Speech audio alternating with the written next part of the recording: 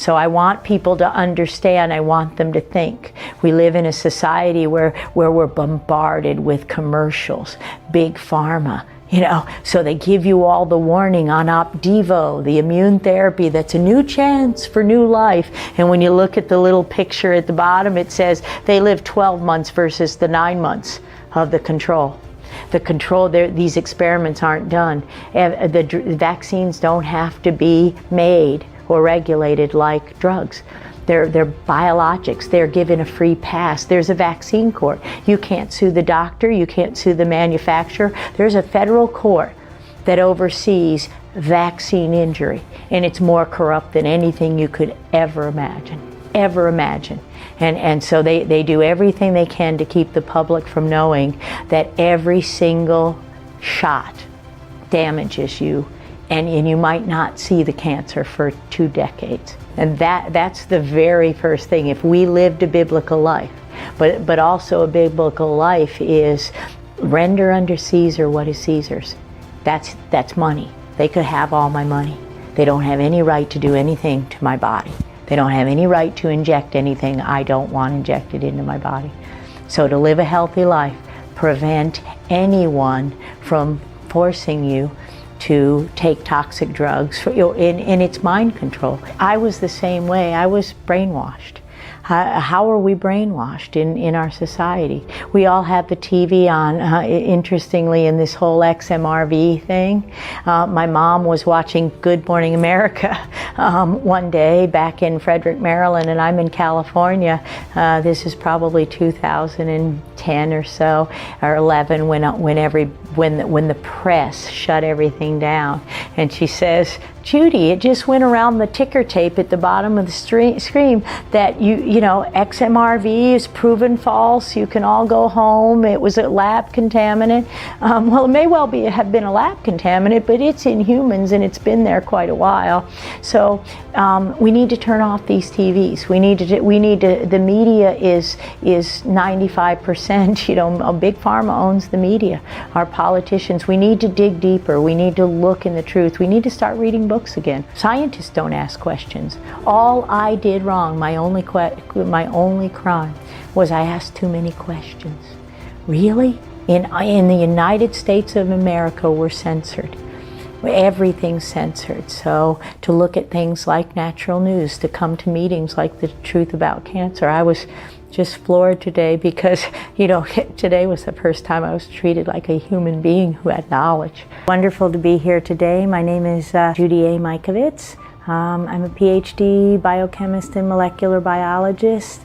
Have done cancer research largely at the National Cancer Institute in Frederick, Maryland, since 1980. I started working as a natural products chemist and a protein chemist in fermentation chemistry, and my job was to make the first interferon alpha, the first immune therapy that actually went into people to cure cancer, when we discovered how powerful interferons were for the magic bullet against cancer. So the Time magazine in March 31st, 1980, when I was a senior in college at University of Virginia, was the big if. And there was a droplet, and it was interferon. And I said, that's what I'm going to do. So we first started working with the first human retroviruses. Those are retroviruses like HIV.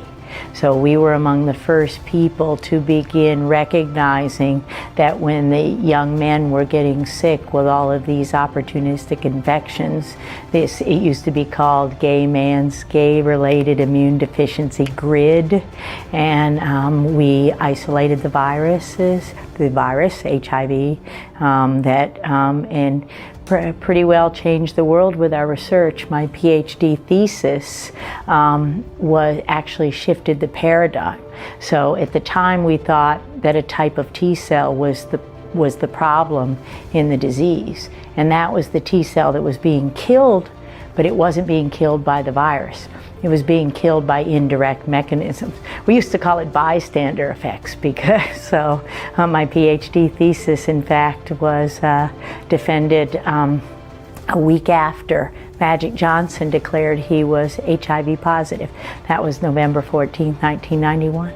In 2009, We were working on autism and a disease called myalgic encephalomyelitis. And many of the families with the patients had different kinds of cancers, and there was a little cluster of lymphoma and leukemias in Incline Village, a cluster of ALS, which is Lou Gehrig's disease, a motor neuron disease, and this chronic fatigue syndrome.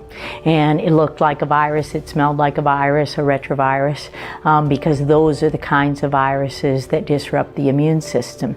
And several other investigators back in the 90s had actually isolated retroviruses from these people, but the government called them contaminants, that they weren't real and that they didn't have anything to do with the disease. Well, we isolated a new family of viruses that were called xenotropic murine leukemia virus related virus. So these viruses were murine leukemia viruses, mouse viruses. So these viruses were murine leukemia viruses, mouse viruses. And so spin forward 2 years, our paper published in one of the best scientific journals in the world in Science, October 8, 2009. Usually that makes one's career. In my case, it ended my life as a scientist as I knew it. Basically the realization, the big oh my God of all of those sequences we've seen and all of those proteins and all of these contaminants are causing disease. The fact that they were real was just too much. For 25 million Americans are infected with the viruses that came out of the lab, from out of labs into humans via contaminated blood and vaccines. And that was so I was fired, jailed, without cause, without hearing, without any civil rights at all, just drug out of my house in shackles one day, November 18, 2011. I refused to denounce the data. I refused to say it was a mistake. We had the data, I showed the data, I showed all of the data, and I just refused. They basically said, tell everybody you made it all up and you can go home. And if you don't, we'll destroy you. And they did. I mean, economically as a profession, but they didn't, because thank God for my faith and for my husband and for my family and for the patients. Because in order to steal one's passion, my passion wasn't money. Scientists don't make money. My passion was helping people, and the patients never walked away from me. The most likely way that these murine leukemia virus related viruses, these types of viruses entered humans was through vaccines. So when did we start vaccines? 1953, 1934, right in the 30s with the polio, and what we were doing to attenuate, to make the virus less pathogenic, less toxic, is we were passing them through mouse brains. So we were passing them through the brains of mice, and every scientist who works with these viruses and worked at the National Cancer Institute recognized the possibility that if you put human tissue and mouse tissue together, the possibility is that you're going to pick up a virus that is silent in the mouse. That is, it doesn't hurt the mouse, but it kills the human or causes serious disease in the human.